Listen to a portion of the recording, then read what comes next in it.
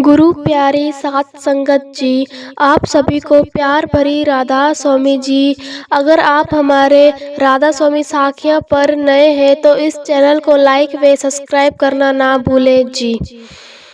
सबसे हाथ जोड़कर विनती है कि साखी को पूरा सुने।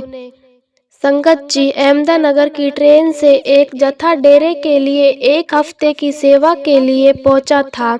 उस जत्थे में एक बुजुर्ग पति पत्नी अपने साथ 1 साल की पोती को भी लेकर डेरे आए थे। इस बुजुर्ग पति पत्नी के बेटे को छुट्टी न मिलने के कारण बेटा बहू उनके साथ नहीं आ पाए, इसलिए अपनी पोती को साथ लेकर यह लोग सेवा पर आए थे। डेरे पहुंचकर इस जत्थे ने सेवा करनी शुरू कर दी। अभी इन्हें सेवा करते हुए 3 दिन ही हुए थे कि जत्थादार ने बताया, आपको वापस अपने शहर जाना पड़ेगा क्योंकि आपके घर से फोन आया है, आपके बड़े भाई साहब का देहांत हो गया। यह सुनकर बुजुर्ग देहांत सुनकर घबरा गए। संगत जी, इस बुजुर्ग के बड़े भाई की उम्र 90 साल के आसपास थी और वह काफी वक्त से बीमार भी रहे थे। जत्थे की वापसी तो अभी 5 दिन के बाद होनी थी, लेकिन इस बुजुर्ग देहांत को आज ही डेरे से निकलना था। जत्थेदार ने यह खबर शाम के वक्त बुजुर्ग को भी दी। खबर सुनते ही दोनों ने अपने सारा सामान बांधना शुरू कर दिया और डेरे के स्टेशन की तरफ निकल पड़े, क्योंकि इन्हें इमरजेंसी की स्थिति में वापस जाना पड़ रहा था। इन्हीं ट्रेन की टिकट वहीं जाकर खरीदनी पड़ी, क्योंकि इनकी रिजर्वेशन 5 दिन बाद की थी। इन्हें लगभग 1 घंटा इंतजार करना पड़ा। उसके बाद उनकी गाड़ी आ गई और यह तीनों ट्रेन में चढ़ गए। ट्रेन लगभग खाली ही थी। इन्हें आराम से वहां सीट भी मिल गई। भीड़ न होने के कारण यह लोग ट्रेन में आराम से चढ़ तो गए, लेकिन इनसे एक गलती हो गई। जिस ट्रेन में यह जाकर बैठ गए वह ट्रेन या तो अहमदाबाद ही जा रही थी, लेकिन इन्होंने इस ट्रेन की टिकट नहीं खरीदी थी। इस ट्रेन की टिकट इन्होंने खरीदी थी। उस ट्रेन को अभी आने में और भी वक्त था, लेकिन परेशानी जल्दबाजी और इनसे यह गलती हो गई और यह गलत ट्रेन में चढ़ गए। इस ट्रेन की टिकट नॉर्मल ट्रेन से काफ़ी महंगी थी। काफ़ी देर तक इन्हें यह नहीं पता लगा पाया कि यह गलत ट्रेन में बैठ गए हैं। थोड़ी देर बाद उनके डिब्बे में टिकट चेक करने के लिए टीटी आ गए। उसने इन्हें टिकट दिखाने को कहा।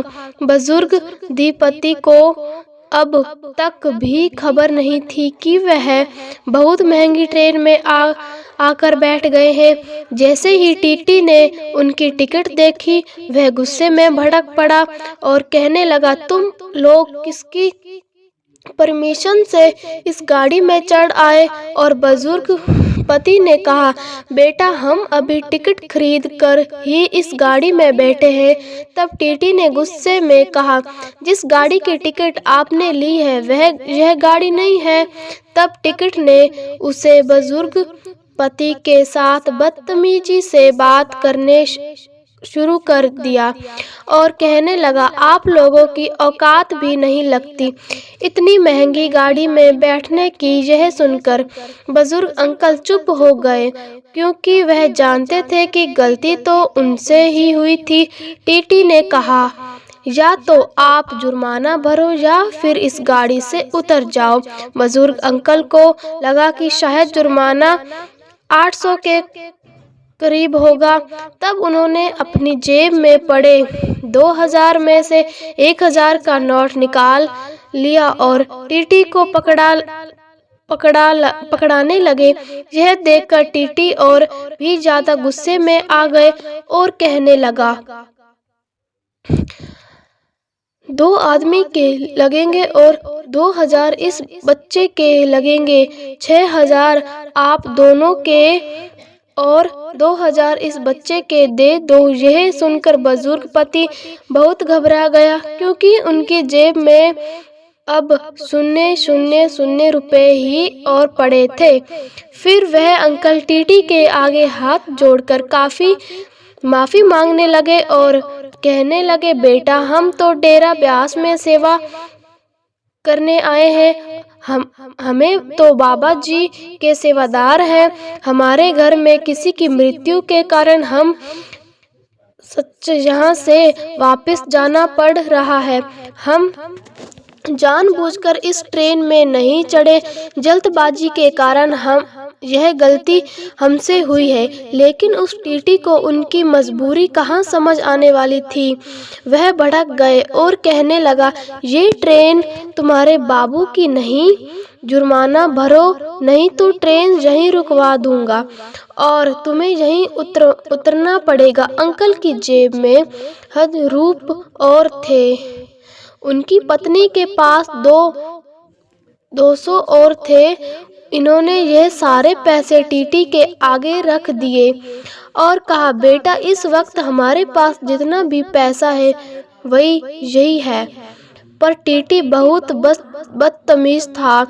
उसने अंकल का हाथ जोर से झटक दिया और सारे पैसे नीचे गिरा दिए। उसने ट्रेन को बीच सुनसान रास्ते में ही रुकवा दिया और कहा, अभी के अभी सब के सब नीचे उतर जाओ। संगत जी, रात के 10 बज चुके थे और वह रास्ते भी जंगल का था। बुजुर्ग अंकल ने कहा, बेटा, अगले स्टेशन पर चाहे उतार देना, पर यहाँ जंगल में मत उतारो। मेरे साथ मेरी बुजुर्ग पत्नी और एक छोटी बच्ची है। तब टीटी और बदतमीज से बोलने लगा, अगर अगले स्टेशन तक जाना है तो पूरा जुर्माना भरना पड़ेगा, नहीं तो इसी वक्त गाड़ी से उतर जाओ। ऐसा कहकर वह टीटी जबरदस्ती उन्हें नीचे उतारने की कोशिश करने लगा। इस समय पीछे की सीट पर बैठे हुए एक सरदार जी ने अपनी जगह से उठे और उन्होंने देखा कि इस तरह टीटी उस बुजुर्ग पति के साथ बदतमीजी करते हुए उन्हें गाड़ी से उतारने की कोशिश कर रहा है। तब सरदार जी ने टीटी के पास जाकर ऐसा करने का कारण पूछा, तो वह टीटी सरदार जी के साथ भी बदतमीजी करने लगा और कहने लगा, तुम बीच में मत पड़ो, अपनी सीट पर जाकर बैठ जाओ। वह टीटी लगातार उस बुजुर्ग पति के बाजू पकड़कर उन्हें ट्रेन से बाहर निकालने की कोशिश करने लगा। ऐसा होते देख सरदार जी को बहुत गुस्सा आया और उन्होंने टीटी को खींचकर जोरदार थप्पड़ लगा दिया। थप्पड़ लगने के बाद वह और भी पागल हो गया और उसने ट्रेन के बाकी स्टाफ को अपने पास बुला लिया। ट्रेन से सिक्योरिटी स्टाफ ने जब सरदार जी के साथ बदतमीजी करने की कोशिश की, तब सरदार जी ने अपनी जेब से एक आईडी कार्ड निकाला। इसे देखते टीटी को पता लगा तो उसका सारा गुस्सा गायब हो गया और अपनी नौकरी बचाने के लिए वह सरदार जी से माफ़ी मांगने लगा। लेकिन सरदार जी ने कहा, रेलवे में तेरे जैसे कर्मचारी की कोई ज़रूरत नहीं है। ऐसा कहते हुए उन सरदार जी ने उसी वक्त उस टीटी को नौकरी से निकाल दिया और उसे कहा, रेलवे के नियमों में यह नहीं लिखा है कि तुम बिना टिकट लिए हुए सवारी को बीच जंगल में उतारने का कोई हक है। नौकरी निभाने के साथ साथ अपने अंदर इंसानियत रखना भी बहुत जरूरी है। इतनी रात को इस बुजुर्ग पति और इस छोटी बच्ची को बीच जंगल में उतार रहा है। अगर इनके साथ कोई हादसा हो जाता तो इसका जिम्मेदार तू होता। तुम्हें शर्म आनी चाहिए। बुजुर्ग और बच्चे तुम्हारे अपने परिवार में भी होंगे। इसके बाद सरदार जी ने कहा, तुम्हारे पास ऑफिशियल मेल भी जल्दी ही आ जाएगी। तुम्हें इस वक्त इस नौकरी से निकालना निकाला जा रहा है। इसके बाद उस सरदार जी ने उसे बुजुर्ग पति से कहा, आपको अगले स्टेशन पर भी उतरने की कोई ज़रूरत नहीं, आप आराम से अपना स्टेशन आने तक इसी गाड़ी में बैठो। इसके बाद उस बुजुर्ग पति ने उन सरदार जी का धन्यवाद किया और बाबा जी का शुक्र अदा किया। वह जानते थे कि सरदार जी को बाबा जी ने ही इन बस में इस ट्रेन में बिठाया है। संगत जी, हमें बस अपने बाबा जी पर विश्वास रखना है और एक अपनी संगत पर कभी कोई आँच नहीं आने देंगे, क्योंकि बाबा जी हमेशा अपने बच्चों के अंग संग रहते हैं। साथ संगत जी, भगवत गीता में भगवान श्री कृष्ण जी कहते हैं कि हम मन से, वाणी से, शरीर से जैसे भी शुभ अशुभ कर्म करते हैं वैसा फल हमें जरूर मिलता है, चाहे वे इस जन्म में हो या आगे अगले जन्मों में। दुनिया की कोई शक्ति मेरे द्वारा किए गए कर्म के मिलने वाले फल के निष्फल नहीं कर सकती। सरल शब्दों में कहे तो व्यक्ति को अपने किए हुए शुभ और अशुभ सभी कर्मों के फल अवश्य भी भोगने पड़ते हैं।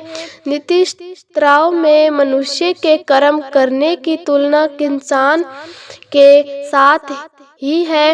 वह कहते हैं कि जिस प्रकार एक किसान अपने खेत में जिस फसल का बीज बोता है वही बीज फसल के रूप में किसान काटता है। इसके देहांत के विरुद्ध ना कभी आज तक हुआ है और ना कभी आगे होगा।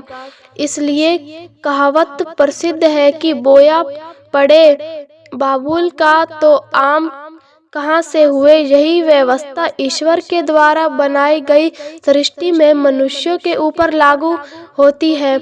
ईश्वर ने मनुष्य को कर्म करने के लिए स्वतंत्र रखा है। मनुष्य जैसे चाहे कर्म कर सकता है। अच्छे या बुरे कर्म मनुष्य की वैश्विक शक्ति के ऊपर निर्भर करते हैं। इंसान अपने जीवन में जैसे जैसे कर्म करता है वैसे वैसे ही उसके जीवन का निर्माण होता जाता है। परंतु भगवान ने व्यक्ति को केवल कर्म करने की स्वतंत्रता दी है। कर्म फल व्यवस्था ईश्वर के अधीन है। व्यक्ति जैसे कर्म करता है उसे वैसा ही फल प्राप्त होता है और यह निष्पक्ष है, क्योंकि ईश्वर का न्यायकारी है। ईश्वर मनुष्य द्वारा किए जाने वाले प्रत्येक कर्मों को अनजाने वाले हैं। ईश्वर के आगे किसी की भी सिफारिश नहीं गलती। इस कलयुग में तो लोग रिश्वत देकर अपना काम निकालते हैं, लेकिन भगवान को कोई रिश्वत नहीं दे सकता। इसलिए ईश्वर को पूर्ण अन्यायकारी कहा गया है। भगवान की अटल न्याय व्यवस्था से कोई भी आज तक ने बचा है और नहीं ही बचेगा। इसलिए अच्छे कर्म करने वाला व्यक्ति नहीं डरता है। बुरे कर्म करने वाला व्यक्ति हर समय भयभीत होता है। उसके मन में सदैव यह शंका रहती है कि कहीं मेरे बुरे कर्म सामने न आ जाएं। बुरे कर्म सामने आते ही उसे उन कर्मों का फल मिलना शुरू हो जाता है। परमात्मा द्वारा सभी प्राणियों को कर्म करने की स्वतंत्रता मिली है। कोई भी प्राणी कभी भी अपनी इच्छा अनुसार कैसा भी कर्म कर सकता है। इन कर्मों की आज़ादी के कारण ही जीवन में नयापन बना रहता है। यदि कर्म की आज़ादी न हो तो जीवन में जीवन जैसा कुछ भी नहीं रहेगा। इसी आज़ादी के कारण पाप पुण्य या मुक्ति में गति कर सकता है। कर्मों की इस आज़ादी के कारण हर मनुष्य को अपना अपना फल मिलता रहता है और मनुष्य उसको भोगता रहता है। इसी कारण इस संसार में कितने अलग अलग सोच के लोग हैं। इसलिए भगवान श्री कृष्ण भी भगवत गीता में कहते हैं कि सभी प्राणी कर्म करने के लिए स्वतंत्र हैं। मनुष्य कई प्रकार के कर्म करता है, जिनमें अधिकृत कर्म बांधने वाले होते हैं। बांधने का अर्थ है अपना फल देकर व्यक्ति को जगत में फंसाए रखने वाले होते हैं, क्योंकि यह कर्म शक्ति के अहंकार से किए जाते हैं। वही कुछ दूसरे प्रकार के कर्म होते हैं जिनमें हम कर्म तो करते हैं लेकिन उनका फल हमारे चित्त में इकट्ठा नहीं होता। ऐसे कर्मों को करने की तकनीक भगवान श्री कृष्ण बताते हैं कि कर्म कैसे किया जाए कि उसके फल में एहसास ना रहे। इसलिए भगवान श्री कृष्ण कहते हैं कि तू इन कर्मों को मुझे अर्पित कर दे। यह एक ऐसी प्रक्रिया है जिसमें व्यक्ति के अंदर कर्म करने का अहंकार नहीं रहता और उस कर्म के फल की इच्छा भी नहीं रहती। इस प्रकार यह कर्म शुद्ध कर्म के जाते हैं, व्यक्ति को बांधते नहीं बल्कि मुक्ति पाने के सहायक होते हैं। इसीलिए बाबा जी कहते हैं God is the love, love is the God. अगर हम भगवान से प्यार करेंगे तो वो हमसे भी करेगा। अगर आपको यह साखी अच्छी लगी तो प्लीज़ चैनल को लाइक व सब्सक्राइब करना ना भूलें जी। राधा स्वामी जी।